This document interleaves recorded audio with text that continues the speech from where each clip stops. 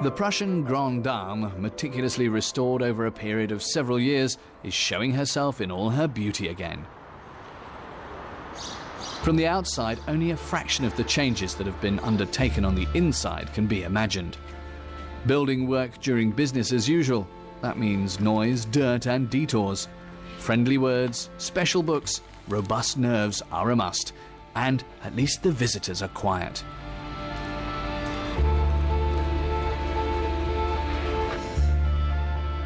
Why do several hundred people come to a building site every day to study? You're a little bit away from it all, and that's a good thing. Otherwise, you could work at home. I could request books through interlibrary loans, but I like it here because you're quite secluded here. Ja, Abgeschiedenheit.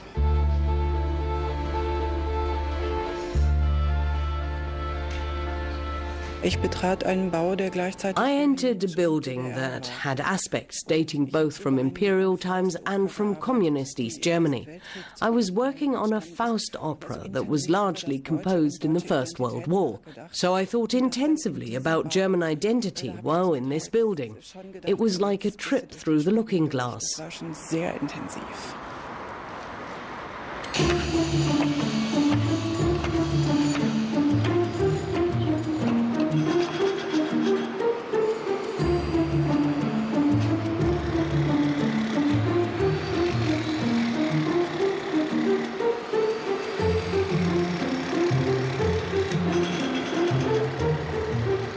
(1992). The two state libraries in Berlin, West and East, are being reunited. One state library in two buildings. A new era is beginning for the original building on Berlin's Unter den Linden. Nothing's staying untouched. In two construction phases, one of Berlin's biggest buildings will be renovated from the ground up and adapted to the original of 1914.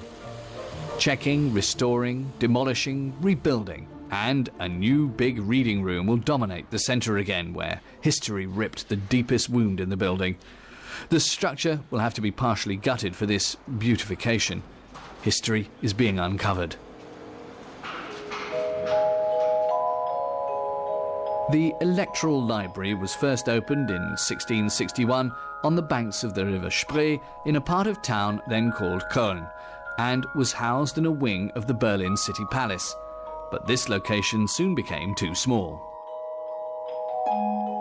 A proper library was needed. In 1780, 150,000 volumes moved to a new building on Opernplatz.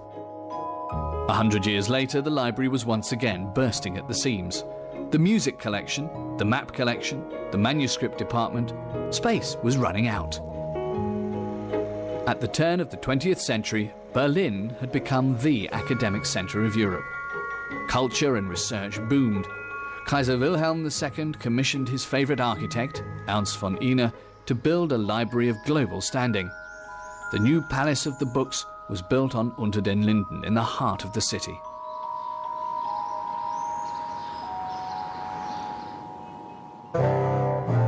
After an 11-year construction period, the doors were finally opened in 1914 with much pomp and circumstance. Berlin's society was amazed. The building was monumental. The dead hand of display, the critics complained. And the books, they were merely secondary here. Ernst von Ihne had incorporated the latest technology. The shelving system developed by Robert Lippmann supported the massive structure like a skeleton, running through it from the 7th to the 13th floor. There was room for 3 million volumes. Lippmann's shelving system has withstood everything. The 13 floors of stacks have survived air raids and the ravages of time unscathed. Newly renovated, they provide room for the coming generations of books.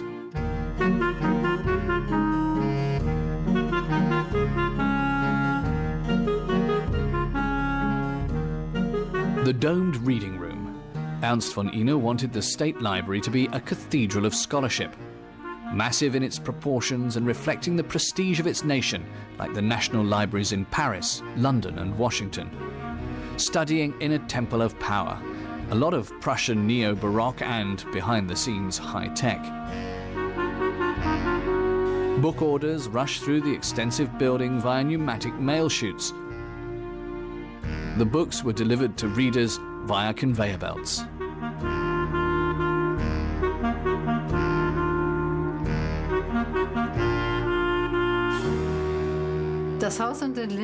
The building on Unter den Linden has always been a bit of a construction site. When it was inaugurated in 1914, it was still incomplete. Work continued on some of the annexes and the upper stories until well into the 30s. It was only in 1936 that a book conveyor was installed in the cellar of the domed reading room. Then the war came and it suffered great damage. After that, it was restored.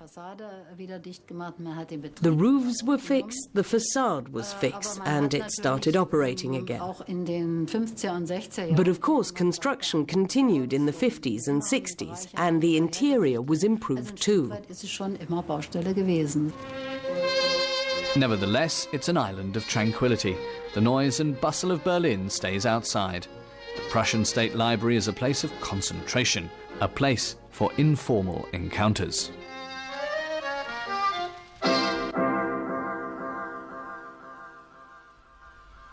(1945). The Prussian library was destroyed by bombs.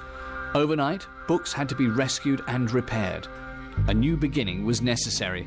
The domed reading room had sustained the most damage. It remained a ruin for more than 30 years. It's 12 o'clock. The Director of Operations has ordered the Chief Blaster to perform the detonation. Everyone involved is feeling the heat now.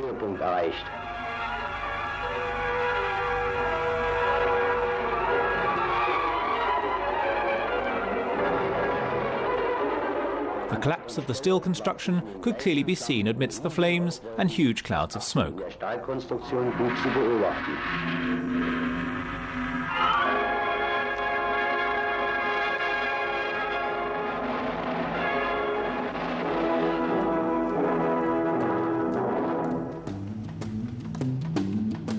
For a long time, there was a huge hole in the middle of the library where the domed reading room had once been. The biggest problem was an acute lack of space. 4 book towers, like industrial storage facilities, were built in place of the domed room in the mid-80s. No air conditioning and an eyesore, but room for 2.4 million volumes. The architectural history is everywhere. The old Prussia of the Kaisers, coupled with modern renovations and new buildings. The pompous next to clinical. The generously proportioned next to the fragmented. The architecture resembles growth rings that reveal the fertile as well as the lean periods. Every time you come in, you discover something new. You discover far more details. At first you see the overall space. Then you gradually sense what the architects were thinking.